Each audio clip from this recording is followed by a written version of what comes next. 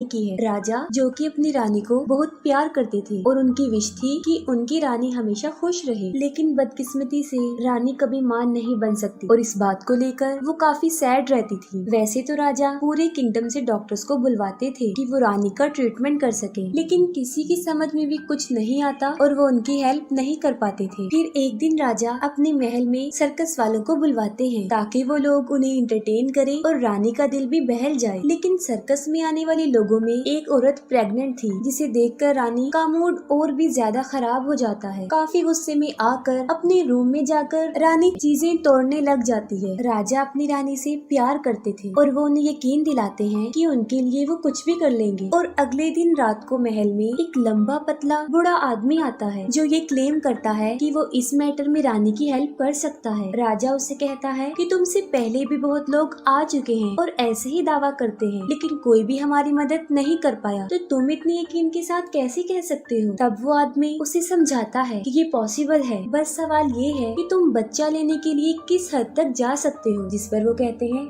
आखिरी हद तक। वो बूढ़ा आदमी कहता है कि मैं जानता हूँ कि नेचर कैसे वर्क करती है और पूरी दुनिया एक बैलेंस में है। और वो कहता है कि अगर तुम एक जिंदगी हासिल करना चाहते हो तो उसके लिए तुम्हें एक जिंदगी सेक्रीफाइस भी करनी पड़ेगी ताकि सब कुछ बैलेंस में रहे, कुछ भी इम्बैलेंस ना हो। और वो लोग इसके लिए एग्री हो जाते हैं। राजा को टारगेट दिया जाता है कि वो सी क्रिएचर का शिकार करेंगे, जिसे मारने के बाद उसका दिल निकाल लिया जाएगा और उस दिल को एक ऐसी औरत पकाएगी जो अभी तक प्योर और बिल्कुल अकेली हो, जिसे बाद में रानी खा लेगी और वो प्रेग्नेंट हो जाएगी। क्योंकि उन लोगों को बच्चा चाहिए था तो राजा सी क्रिएचर के शिकार के लिए निकल जाते हैं और उनका टारगेट उन्हें एक रिवर में मिल भी जाता है जो कि एक बहुत बड़े साइज का व्हाइट कलर का मॉन्स्टर था। राजा उसका शिकार करने के लिए पानी में जाता है और जब वो मॉन्स्टर सो रहा होता है राजा उस पर वार कर देता है। राजा उसे मारने में कामयाब तो हो जाता है, लेकिन इस फाइट के दौरान राजा भी जख्मी हो जाता है। राजा इतना ज्यादा जख्मी हो जाता है कि मौके पर ही उसकी भी मौत हो जाती है। लेकिन तब तक राजा उस मॉन्स्टर का दिल निकाल चुके होते हैं और रानी खुद उस दिल को एक कपड़े में लपेटकर महल में ले आती है। उन लोगों की मेड्स में एक औरत ऐसी थी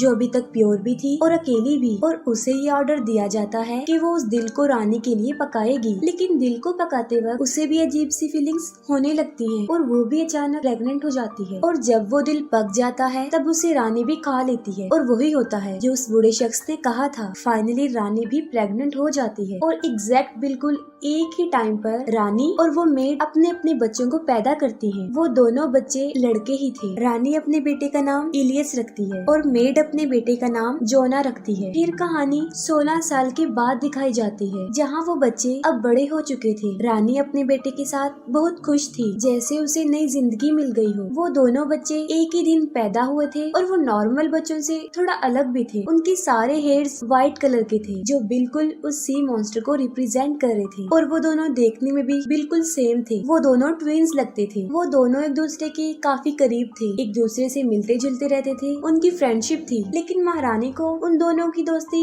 पसंद नहीं थी। वो अपने बेटे को समझाती रहती थी कि तुम एक शहजादे हो, तुम्हारी दोस्ती किसी नौकरानी के बेटे से नहीं हो सकती। लेकिन इलियस अपनी मदर की एक नहीं सुनता था और इसके बावजूद भी वो दोनों मिलते थे और उन दोनों में ये एबिलिटी भी थी कि वो पानी में सांस ले सकते थे और छुपने के लिए अक्सर वो उसी रिवर में जाया करते थे जहाँ पर उस मॉन्स्टर को मारा गया था। रानी अपनी मेड को वार्न करती है कि अगर उसने अपने बेटे को नहीं समझाया तो वो उसे और उसके बेटे दोनों को ही किंगडम से निकाल देगी। लेकिन फिर भी वो बाज नहीं आते थे, वो मिलते थे और एक दिन तो वो लिमिट ही क्रॉस कर देते हैं। जोना इलियस के कपड़े पहनकर रानी के सामने चला जाता है और रानी उसे पहचान ही नहीं पाती कि वो उसका बेटा है या नहीं, बस उसे शक रहता था। और जब उसे रियलिटी का पता चलता है तब वो जोना को किंगडम से निकालने का ऑर्डर देती है। इलियस उसे रोकने की कोशिश करता है लेकिन वो नहीं रुकता।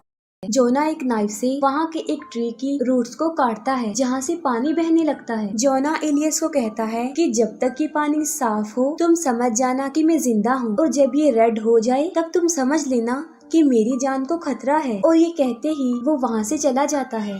कई महीने गुजर चुके होते हैं और इलियस पानी देखने के लिए भी आता था, और एक दिन वो पानी रेड हो जाता है। तब वो समझ जाता है कि जोना की जान खतरे में है और कुछ तो गड़बड़ जरूर है, और वो अपनी मदर को इन्फॉर्म किए बगैर ही किंगडम से जोना को ढूंढने निकल जाता है। काफी तलाश करने के बाद उसे जोना का घर मिल जाता है। जोना एक लड़की से शादी कर चुका होता है। क्योंकि दोनों के फेस मैच होते थे तो वो लोग उसे जोना ही समझ लेते हैं, और तब उसे पूछने पर पता चलता है कि जोना 5 दिन पहले जंगल गया था और अभी तक वहाँ से वापस नहीं आया है। तब इलियस भी जोना को ढूंढने जंगल में चला जाता है, और पीछे से रानी को अपने बेटे की बहुत फिक्र हो रही थी। वो पूरे किंगडम में उसकी तलाश करवाती है, लेकिन वो किसी को भी नहीं मिलता, और फिर वो उसी बूढ़े शख्स को बुलवाती है, और वो बूढ़ा शख्स एक बार फिर से वही डिमांड कर देता है कि अगर महारानी अपने बेटे को वापस लाना चाहती है तो जान के बदले जान देनी होगी, और वो इस बात के लिए मान भी जाती है। जंगल में जोना कहीं पर फंस गया था और काफी जख्मी भी हो चुका था, और तब एक उड़ने वाला मॉन्स्टर उस पर हमला करता है और उसे जान से मारने की कोशिश करता है। जोना की चीखें सुनकर इलियस को उसे ढूंढने में आसानी हो जाती है। वो जोना को ढूंढ लेता है और अपने तलवार से उस मॉन्स्टर को मार डालता है, लेकिन वो फ्लाइंग मॉन्स्टर उसकी अपनी माँ थी, और उसे ये अंदाजा नहीं था कि उसने अपनी माँ को ही मार डाला। लेकिन बार्गेनिंग भी यही हुई थी, जान के बदले जान। जोना की जान बच जाती है और इलियस किंगडम का बादशाह बन जाता है। और